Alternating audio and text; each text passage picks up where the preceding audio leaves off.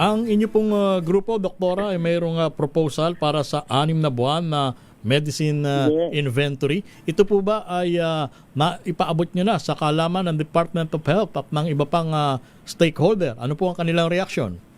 Opo.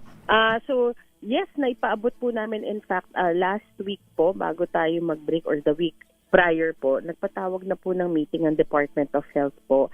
At ito po ay inattendan din ng Department of Trade and Industry, even the WHO was there. Nagpatawag po sila ng meeting at ipinahatid po namin sa kanila yung aming rekomendasyon na I'm sure pinag-aaralan pa po ng Department of Health. So sumulat din po kami sa PHAP, sumulat din po kami sa iba't ibang sangay ng gobyerno, again to Secretary Herbosa in his office, DTI, even po sa Department of Finance, to Department of Finance, again different agencies, para lang po maipatawid namin or ipaalam namin yung aming mga rekomendasyon. So ang sagot po ay oo, at patuloy po kaming nakikipag-usap at patuloy kaming we're hoping for a follow-up meeting po dito sa mga aming usapan para ma-actionan na po natin.